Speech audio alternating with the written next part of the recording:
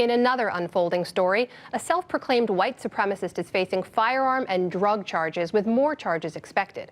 In court documents filed this week, the government said Coast Guard officer Christopher Paul Hassan planned to, quote, murder innocent civilians on a scale rarely seen in this country. Prosecutors say he was plotting to kill prominent journalists and Democratic politicians, among others, with the intention of sparking a race war.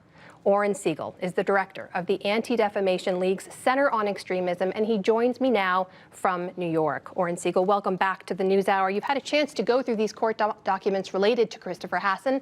Help us understand, how much of a threat did he actually pose?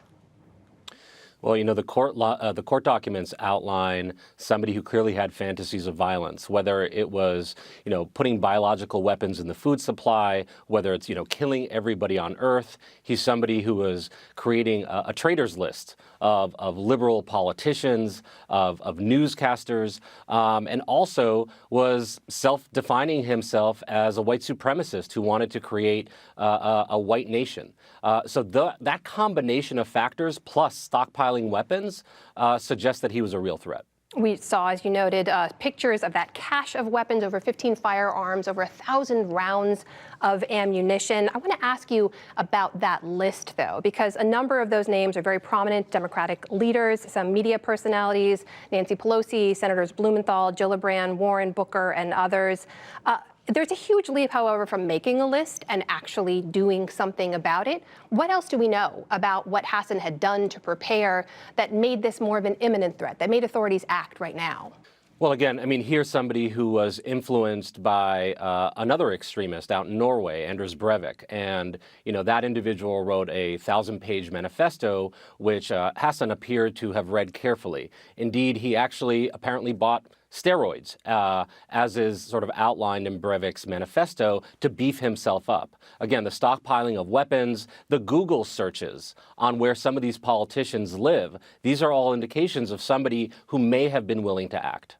You know, there is a trend here I want to point out to you when we talk about folks who self-identify as white supremacist or white nationalist. Southern Poverty Law Center tracks these, publishes an annual report. When we look back on it, over the many years, there has been what they call a documented rise in those groups to what they now say is an all-time high, over 1,000 such hate groups, many of them white nationalists, white supremacists. Help us understand, first of all, those numbers and also what they mean. What is influencing that rise?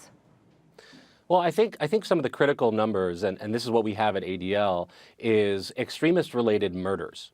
And when you look at the past 10 years in this country, 73% of extremist-related murders in this country have been carried out by right-wing extremists, and the majority of those by white supremacists. So we're talking over 427 people killed by extremists. At the same time, you do see an increase in other white supremacist activities. So whether it's flyering, putting, you know, white supremacist banners, stickers, and flyers around the country, ADL, we have tracked a 500% increase from 2017 to 18. So white supremacists have been emboldened in the past few years and have tried to find different ways to not only carry out and promote their message, but in some cases with very deadly consequences. I want to point you towards a line from the government's documents here. They say the defendant is a domestic terrorist bent on committing acts dangerous to human life that are intended to affect governmental conduct. When we talk about terrorism today, we often think about extremist Islamic terrorism. What I hear you saying with those numbers is that there's actually a different threat that's greater to Americans right now. Listen, Americans do not have a luxury to ignore any ideological or political threat. These attacks happen from all types of different extremists, if you will. But the data bears out simple facts. Even last year, we recently issued a report on extremist-related murders in 2018. 98% of those, so all but one, were essentially carried out by those who are right-wing extremists. And so as the discussion about what is terrorism and what is the threat, we need to keep those numbers in mind, because that's what's going to help us make sure that we're putting our resources and our focus in the right place. So help us very quickly in a few seconds before we go, put this case into context. Is Christopher Paul Hassan, rather, is he an outlier in some way, or is he representative of something else that we should be worried about? I mean, he is very much representative of a threat that we have been seeing. Look no further than Pittsburgh just a couple of months ago. And, I think we need to thank federal authorities for demonstrating that they take homegrown extremism seriously and the job that they did to potentially stop another attack from happening in this country. Oren Segal of the Anti-Defamation League, thank you for your time. Thank you.